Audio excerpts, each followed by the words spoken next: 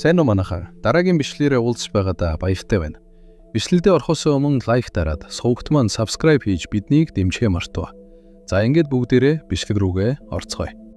Ян Рагнартай хийх эцсийн тулаанаас өмнө бид Ян болон Рагнар хоёр ийн өмнөх амьдралын дурсамжуудыг харах ба удаан үргэлжилсэн дайн дуусаж эзэнт хүрэн амар амуулан тогтсон ч нэгэн эрхэм өөрийн бүх хүндэтгэл байр суурьаа орхиод явахаар шийджээ. Тансас ирэлтлийн ордны хонглоор Ян шийдэм ялах нь түүний араас самхын дээд шидтэн Рон нь сандран гүйж ирээд түүний зогсоохыг оролдоно. Рон нь Ян энэ талаар дахиад бодоод үзэхдээ дайн дуусаж тэв нэгцний дараа ч гэсэн жижиг асуудлууд гарна. Манай эзэнт хүрэнд 8 дугаар зэрэглэлийн баатар хэрэгтэй. Цагаан цамхагт ч гэсэн чиний хийх зүйл олон байгаа шүү дээ. Тэр бүх зүйлийг хаях гэж байгаа хэрэг үү? Бас эрхэм дээдэс чамайг явахыг зөвшөөрнө гэж байх ч үгүй. Ян асгаага төр зогсон язгууртанд руу харалгүйгээр хариуллаа. Ян зөвшөөрөхгүй байсан ч би нийслэлээс явнаа. Бас Рон эрхмийг дараагийн цагаан цамхын захирч болох талаар бүх шаардлагатай зүйлсийг зохицуулчихсан. Таны урд зогсож байгаа хүн 8 дугаар зэрэглэлийн баатар биш, зүгээр л нэг араатаа. Дүр зураг солигдож Ян ордын танхимд эзэн хааны өмнө иржээ. Тэрээр хааны өмнө мэхий ёслоо зогсно. Хаан гартаа нэгэн бичиг өрсөн байх бөгөөд санаа алдан Ян руу харна. Эзэн хаан Рагнар. Би чиний илгээсэн захиаг уйссан. Шафтхан нь юу юм бэ? Яагаад гинт явах гээд байгаа юм? Чамд амарт хэрэгтэй байгаа юм уу? Хэрвээ тийм бол хэдэн сар эсвэл бүр жилийн чүлээ авсан ч болно. Би чамайг твийг нэгтгэхийн тулд ямар их зүйл туусныг хинээс ч илүү сайн мэднэ. Тийм болохоор чамайг завсанлага авахыг зөвшөөрч байна.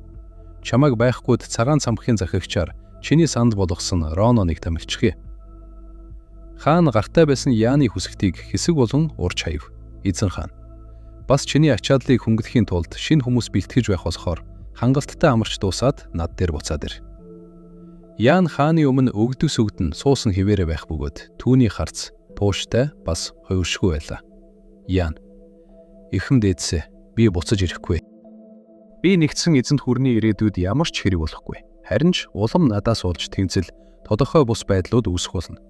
Тийм болохоор би бүх албан тушаалаасаа бууж төрлөх нутг руугаа буцмаар байна. Би эд шид дахиж ашиглахгүй үлдсэн амьдралынхаа турш үхсэн мэт нүглээ наманчилж амьдрах болохоор гуй. Би зөвшөөрөхгүй. Нүглээ наманчлан гинэ. Тэр чин ядагдсан үнэд хийх зүйл. Чи энэ эзэнт хүрний хинээс ч илүү их зүйл хийчихэд өөрөөрөө бахархах ёстой биш гэж үү?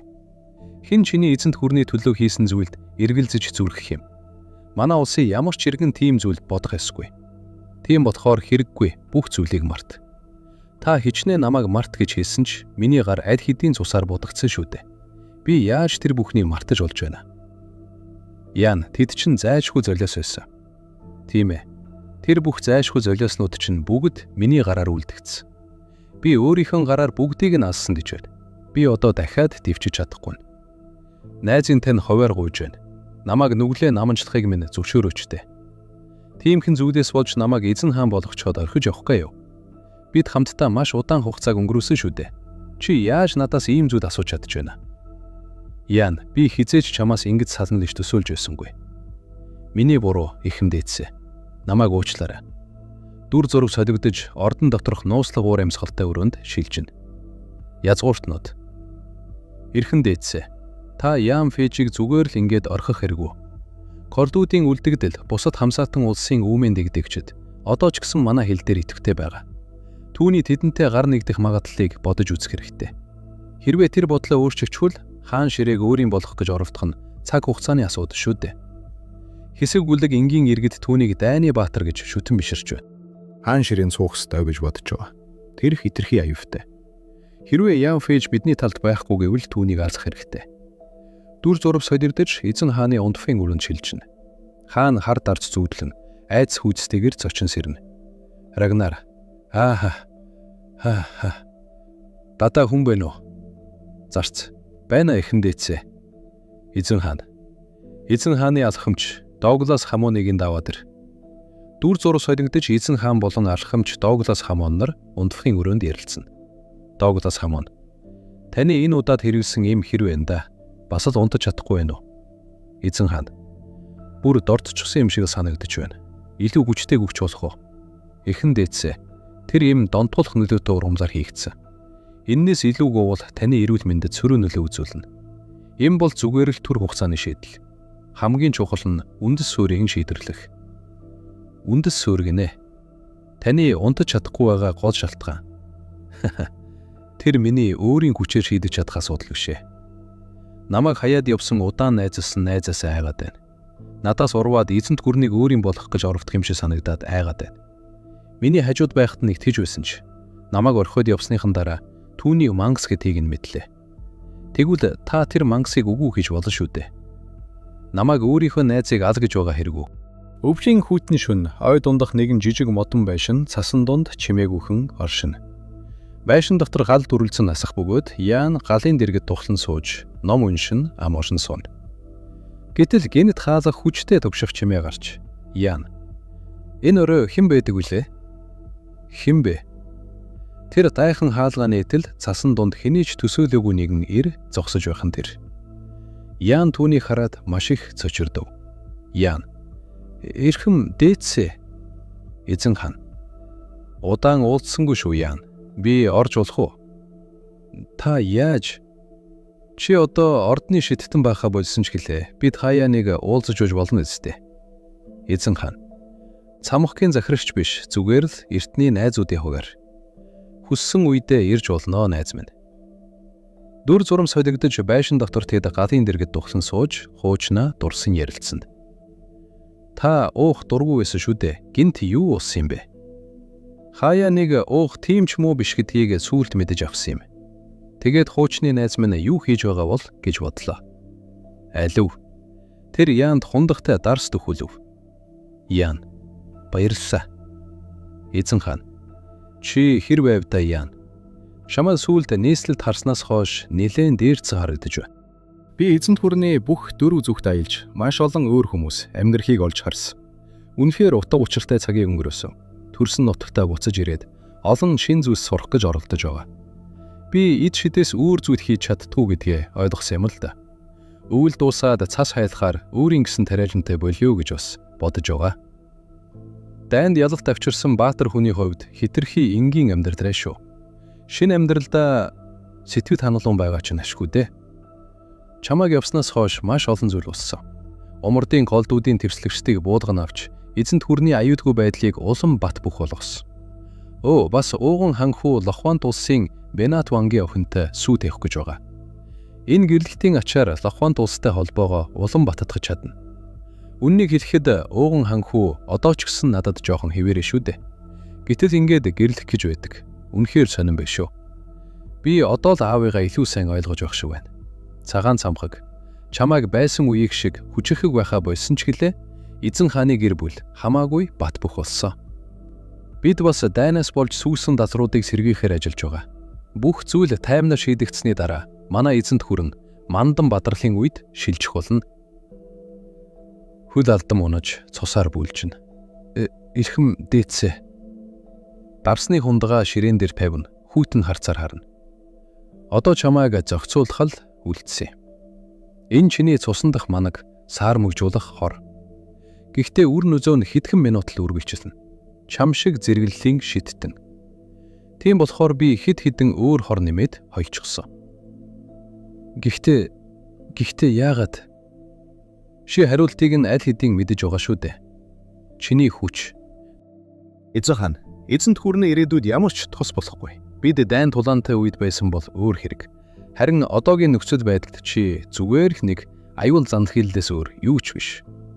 Эд шид дахиж ашиглахгүй. Үлдсэн амьдралынхаа туш үгсэн мэт нүглээ наманчилж амьдрнаа гэж чи надад хэлсэн. Гэхдээ Яан, чи мэдсэн үү? Би чамаас айж байсан. Би хуучны найзаасаа айж бараг л галзуурах дүгс. Эцсийн эцэст чи намайг бас миний эзэнт гүрнийг хизээч мөхөөж чадах. 8 дор зэрэглэлийн шиттэн шүү дээ. Би чам шиг араатныг ам үлдээвэл тэнэг хэрэг болох үз. Хуучны найз минь. Хөөе, намайг хизээч битгий уучлаарай. Дүр зураг солигдож эзэн хаан Яаныг үхэгтэй нархин модон байшиндаас гарч хаалхыг нь хатнаас нь хана. Гадаа түүний цэргүүд болон түшмэд хүлээж өг. Эзэн хаан, шата. Дүр зураг солигдож Яаны амьдарч байсан жижиг модон байшин асар том гал дүртэн дахтан шатаж эхэлнэ. Эзэн хаан шатаж буй байшиндаас холдон цасан дундуур алхана. Тэрээр эргэж нэг харахад түүний нүднээс нулимс урсаж байлаа. Түшмэл. Бид үйлчлэгийг нь зохицуулах болохоор па сүүх тэрэгт ороод байж байда эрхэм дээдсэ. Эзэн хаан. Яан, чамтай ч гэсэн бүх зүйл ингэж дуусах ёстой байж дээ. Би ингэж салах ёст хийхээс залхаж байна. Эзэн хаан дүрлэлсэн буй гал руу сүүлчийн удаа гунигтай атлаа. Шийдэнгийн харцаар ширтэн зогсно. Түүний хацар дагуу ганц тусал нулимс урсгууд оч. Тэрээр ялсан гүний төрхөөр үл ялэг инээмсэглэнэ. Ингээд тэрээр ардаа хоцрох гал дүл рүү дахин харалгүй шийдэмгийн эргэж хүлээж буй сүүх тэрэг рүүгээ алхлаа. Ой модны гүнд нэгэн цагт анд нөхөн байсан хүний дурсамж байшинтайгаа цуг үнс болом хоцорч эзэн хаан цэргүүдийнхээ хамт шөнийн харанхуй цасан дунд чимээгүйхэн яв. Инхүү бид өмнөх үйл явдлыг ханхүү Рагнарын талаас хардаг. Зүрх зураг солиордож Рагнар, Яан, чи ирчихөө, гүнж юу гэж байна? Яан, тэр намайг танаас урахыг гуйсан. Тэгээд чи юу гэж хариулв?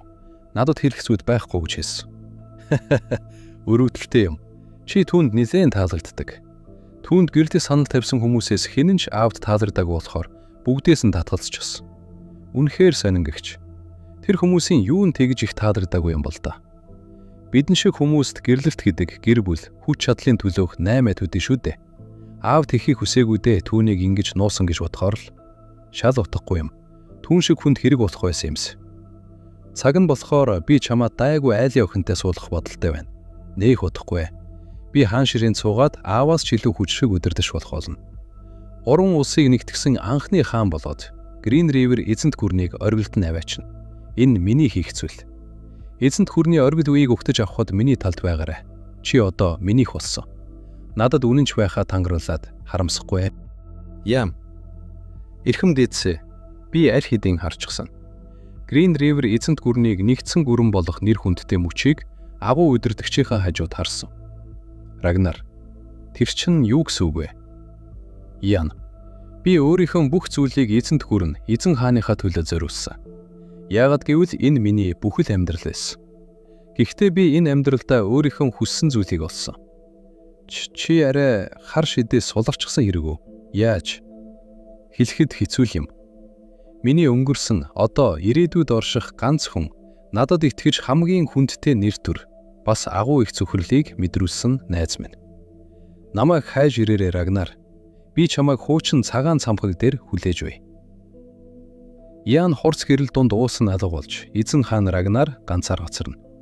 Тэрээр юу болсныг ойлгож ядан цочирдсан байдалтай зогсно.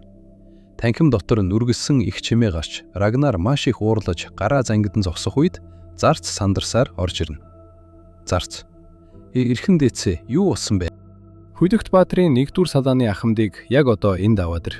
Хүлэгт баатрын салааг цуглуулж бидэнд байгаа хамгийн хурдан мордыг бэлд. Бас Эванпус эрхэм хаан байгааг олж мэд. Дүр содигдож цас хаялах үйц хүйтэн нурд сүйдсэн хуучин цагаан цамхгийн тууран дээр Яан ганцаар бодлогошрон сууна. Би өнгөрсөн амьдралдаа энэ газарт ирсэн нь энгийн нэг тохиолдол байгаагүй. Та намайг үргэлж харж байсан байх нэ. Ямар ч зориггүй тэнүүчилж яваа миний харуусал шаналлаар дүүрэн амьдралыг хараад намайг энэ газарт авчирч 2 дахь боломж олгосон байх нь. Таны надад үлдээсэн цаг хугацааг ухраах луугийн хэл. Би яагаад луугийн хэлийг ойлгож чадсанаа мэдэх шиг боллоо. Бас таны надад өгсөн хүчийг яаж ашиглах вэ? Дүрс солигдож Рагнар өөрийн цэргүүд болон Евантусын хамт морьтой давхин иржээ. Тавтай морил Рагнар. Евантус эрхэмэ. Та түүнийг энэ удаа заавал азах хэрэгтэй. Тэгж чадах уу? Ингэж өөрсдөө гай удаж байхаар эртхэнд алчих байсан юм. Хэр чин зүгээр л нэг муу 6 дугаар зэрэглэлийн шидтэй шүү дээ. Би яг одоо дуусгачихлаа. Гэхдээ нэг өөр асуудал байна. Асуудал гинэ. Би алтан луугийн хүчийг мэдэрч байна. Тэр ойрхон байна. Дүс солигдож дууны шатан дээр зогсох Яан болон түүний өөдөөс харах Рагнар нарын дүр гарна. Хүүтэн салхит тэдний дундуур эсгэрэн өнгөрнө. Яан. Тавтай морил Рагнар. Рагнар. Бид ингэж нэгнийгээ нэрээр нь дуудах хэмжээнд дотно гэж үү? Яан пэж. Чи буруу бодож байна. Чи үнэхээр ууган ханхүү эзэнт хүрнийг удирдах чадна гэж бодоо юу? Эзэнт хүрэн хүчрхэг ухаалаг удирдах хэрэгтэй. Тэр тэнэгт тийм хүч байхгүй. Рагнарын царай уур хилэнд ахтуу хавьж нүдэнд нь гал авуулцах мэт харагдана. Тэрээр гараа зангидан үргэлжлүүлэн хашигчв. Тэр өөрийгөө тохихгүй гэдгээ мэдээд бууж өгөх ёстой байсан юм. Яаж аавын хайранд найдаж тэгж өөртөө итгэлтэй байж зүрхэлдэг байна. Тэр бол түн шиг чадваргүй шавж. Ян. Миний өөрийн болгож чадахгүй зүйлийг яг л тийм байх ёстой юм шиг таашааж байсан. Рагнар. Би түүнийг хүлээн зөвшөөрч чадахгүй. Өдөрдөж болоход тохирох хүн нь би. Би эзэн хаан болох ёстой гэж байна. Ян. Хар шид хүний сүнсийг бузралдаг. Шинийг ч гэсэн ялгаагүй. Чи өөрийн үзэл бодлыг алдаад үнэн төрхөө харуулж байгаах нь тийм үү? Рагнар, чи одоо буцаад хэвийн болоход хитрхи оройтсон. Рагнар ёожтойгоор инээмсэлдэж, Рагнар, хүснээрээ хоцож л бай. Өнөөдөр чиний наад амаараа үг хэлэх сүүлчийн өдөр байх болно. Евантус эхмэ. Рагнарын дуудсан Евантус Поланд бэлтгэн урагш асхна. Түүний эргэн тойронд хар энерги уйлран босож байлаа. Евантус Ян руу хар шидээр асар хүчтэй дайрав. Асар хүчтэй тесрэх тулж эргэн тойрон дэх бүх зүйл тоос шороо нурангад дарагдана. Ян Пейж энэхүү сүрлийн болд ямар ч айцгүйгээр цэвц зогсоно. Евантус. Би түүнийг ухаантай хүн гэж сонссон ч үгүй байсан бололтой. Өөрийнхөө амьдралыг ингэж үгүй хийж байдаг. Гэтэл тэрээр гинтхэн нүдэндээ ч итгэмээргүй зүйлийг олж харав. Тоос шороо замхан арилж, Ян Пейж ямар ч гэмтэд аваагүй, нүмергэнж сэвтээгүй байхыг хараад Евантус цочирдон зогтслоо. Евантус. Яаж? Евантус уур хилэндээ автан асар том гаст ханыг босгоно. Тэнгэр багнацсан улаанд бол Яаныг бүх талаас нь бүрхэн авсан ч Яан маш тайван хിവэр байв. Евантус. Ян Пейж надаас доод түвшний шиттэн гэд хэн гарцаагүй. Яаж юр бусын хүч байж байгаа дээ тийм бэ? Евантус өөрийнхөө хүч чадалд бүрэн итгэлтэй байлаа. Тэрээр луугийн хүчээ ашиглан тэнгэрээс асар том мөсөн жаднуудыг дуудаж Яан руу чиглүүлэн довтлооно. Евантус. Хэдэн зуун жил амьдарсан луугийн зэрэглэлийг гүйцэх боломжгүй. Мөсөн жаднууд маш хүчтэйгээр газарт зоогдож, Яаны эргэн тойронд мөсөн ой үүсэх мэт харагдана. Гэвч Яан хөдөлгөөнгүй зогссон хэвээрээ түүнийг хамгаалж буй үл үзэгдэх хүч чаднуудыг өөр рүү нь ойртуулахгүй байв. Евантус энэ бүхнийг хараад өөрийн ирэхгүй гайхширна. Миний ямар ч дайралт нөлөөлөхгүй байна. Тэвэд ч болоогүй. Энэ 9 цагаас минь хойш надад мэдрэгдсэн алтан луугийн хүч түүнээс мэдрэгдэж байна. Яаны хурууны үзүүр мөсөн жаданд хүрэх төдийд асар хүчтэй мөс бут үсрэн үүрч унав.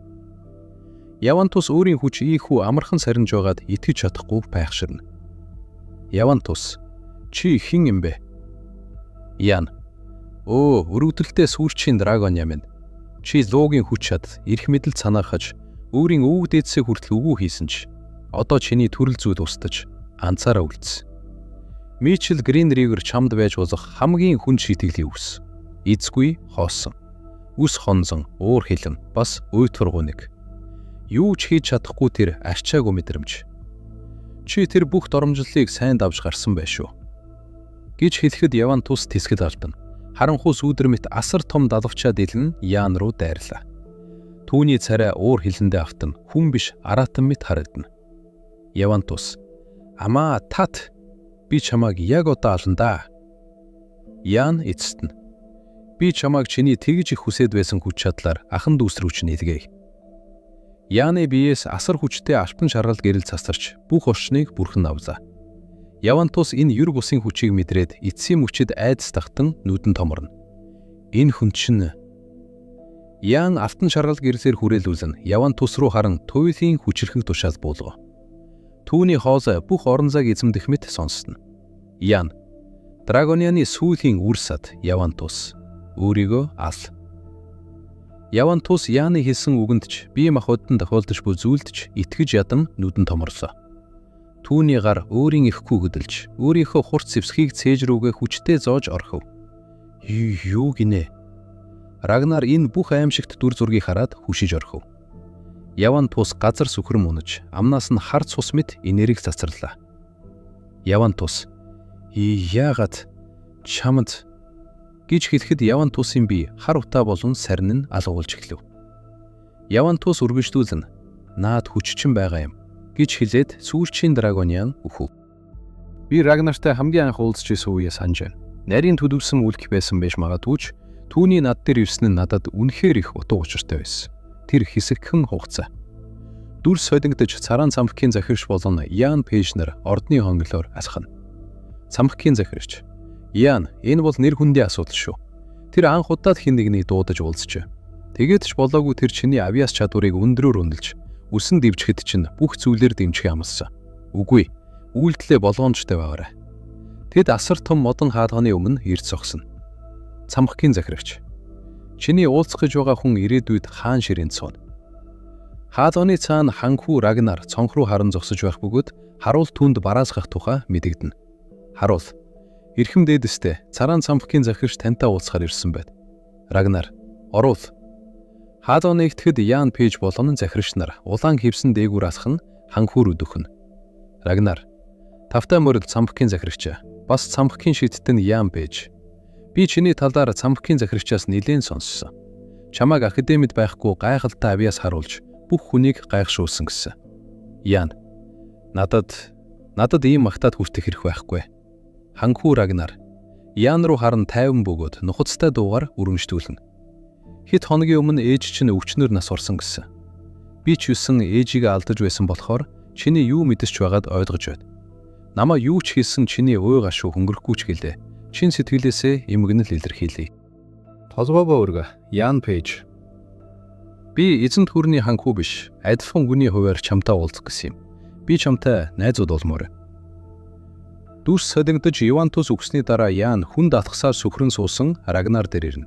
Рагнар: "Би чамаас ам гоохгүй. Намайг ал. Нийслэлд толгоовоо таслуулж байснаас энд чамд алуулнан дээр" гэж хэлэхэд Ян юу ч хэлэхгүй дуугүй зогсов. Рагнар: "Яасан бэ? Чи намайг үзий ядж байгаа үсттэй. Яагаад над руу ингэж хараад байгаа? Намайг өргөдөд байгаа юм уу? Би чамайг анханасаа алах ёстой байсан юм. Муу аратан." Ян: "Чамд үнэхээр твж мэдрэгдсэн гэж үү? Чи надаас твж их айсаг ирв үү? Сүүлийн мөчөд чинь би чамд энийг харуулах гэсэн юм. Өөрийнхөө хэн болохыг." Дүрс солигдож Ян сүхэн суугаа Рагнарын толгойд гарааг өргөхэд тэдний хамтдаа туулсан өнгөрсөн амьдралын бүх дурсамжууд зурсхий харагдана. Тэртех он жилүүдэд анх уулзаж байсан мөч.